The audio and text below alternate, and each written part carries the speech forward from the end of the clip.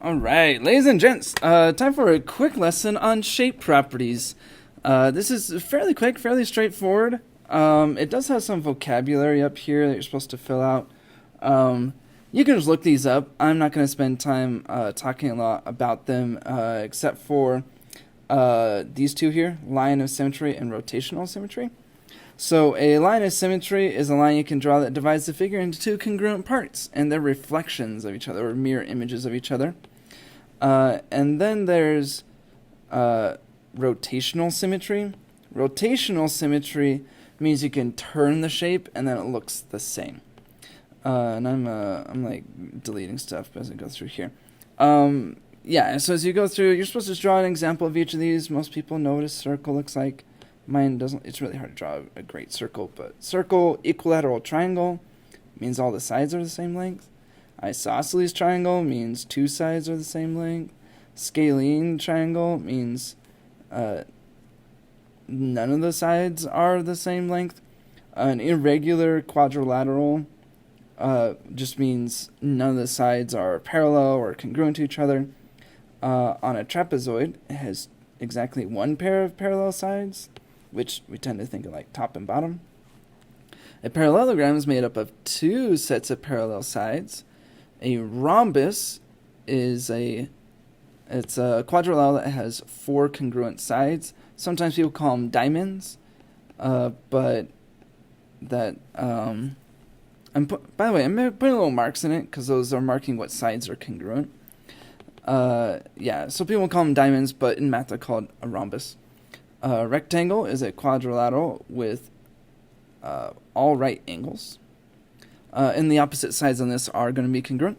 A square is a rectangle where all sides are congruent. So a square is actually a rhombus with all right angles. A pentagon is a five-sided shape, like the Pentagon, like we have in the States here. A hexagon has six sides. A heptagon has seven sides. Like that. Octagon's got eight. Which are kind of hard. And from here, I'm not going to try and make it an entirely, convex shape. I'm going to make some concave ones. And concave means some of the interior angles are more than 180 degrees. So a lot of these are just going to look like teeth now.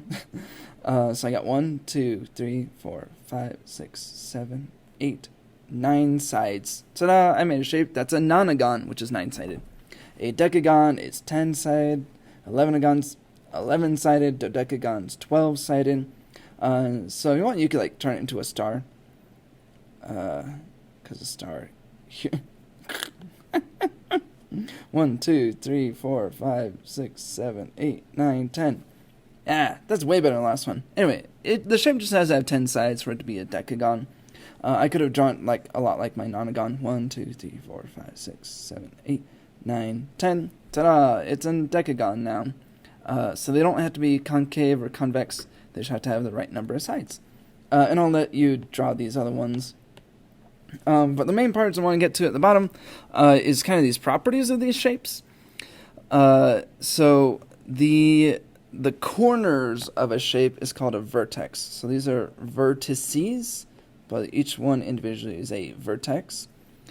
And if you have an even-sided regular polygon, they have lines of symmetry that goes through opposite vertices and opposite sides. Or if it's odd-sided, it goes through from one vertex to the opposite side. Regular means all the sides are the same length. So all sides are congruent.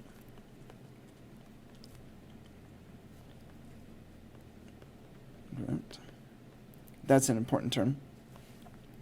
And if you have a regular polygon with n sides, it has n number of lines of symmetry. Meaning if it's a 10-sided regular shape, it's going to have 10 lines of symmetry. If it's a 5-sided regular shape, meaning all sides are congruent, it's going to have 5 lines of symmetry. For instance, a square This actually has 4 lines of symmetry. It goes from the diagonals, horizontal, vertical, like that. But it also has rotational symmetry, meaning you can take the shape and turn it, and it will look the same. Right? If you take a square and you rotate 90 degrees, it looks the same. And there's actually a little formula for figuring out the rotational symmetry. If you're trying to figure out how many degrees you rotate it, you take 360 and divide by how many lines of symmetry it has, which we're going to see in just a little bit as we look at some shapes on the other side here. So let's get to this other side. You're supposed to write its name, write how many lines of symmetry it has, and the minimal rotation needed to rotate onto itself. So what's the rotational symmetry? So let's start easy here. On 1, we got a square. I just call it square. But you could also call it a regular quadrilateral, because it's got 4 sides. This one here, 2. This is a pentagon, but all the sides are the same length, so I'm going to call it a regular pentagon.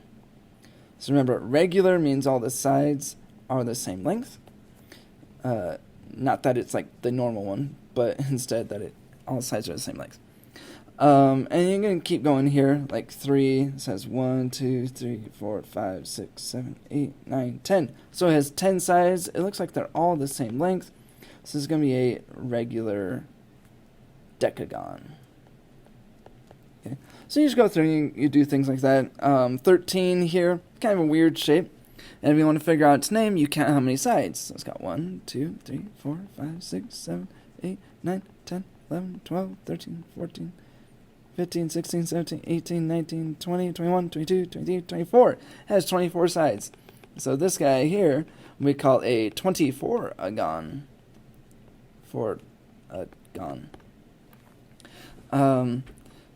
Yeah, so that's how that works in the names. Now we're going to figure out some lines of symmetry. This square here, like I said earlier, has 4 lines of symmetry going between opposite sides and opposite corners. So it has 4 lines of symmetry. And if you want the rotational symmetry, R is going to equal 360 divided by the number of lines of symmetry, which is 4. And so this has rotational symmetry of 90 degrees. And then on our regular pentagon here, if you go back to the little note there, if it's a regular pentagon with n sides, that's how many lines of symmetry it has. And so this here actually has 5 lines of symmetry. If you're wondering where they are, it just goes from each corner and then across the opposite side. So there's 1, there's 1, there's 1, there's 1, and there's 1. So there's my 5 lines of symmetry. And if you want to get your rotational symmetry, you do 360 and divide by the number of lines of symmetry. 360 divided by 5 is something. I don't know, give me a second. 360 divided by 5. 72. So it's 72 degrees. 3 here. This is a regular decagon. Decagon means it has 10 sides. It's regular. All sides are the same length there. So it has 10 lines of symmetry. And my rotational symmetry, again, is going to be 360 divided by the number of lines of symmetry. And that's going to give me 36 degrees, because 360 divided by 10 is 36. Let's do one last one, 13 here. It's a 24-agon, but this is not regular, as in all the sides are not the same length, all the angles are not the same.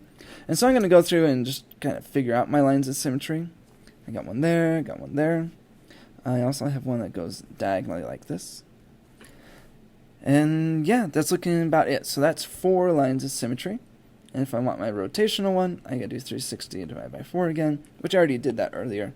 It's a lot like the square. So my rotational symmetry is 90 degrees, meaning if I were to take this shape and rotate 90 degrees around, it would look the exact same. And so that's what's going on this assignment. Some of them are a little bit trickier, like things like this 24-agon. But yeah, pretty quick, pretty easy. You just figure out some of the shape properties. Good luck.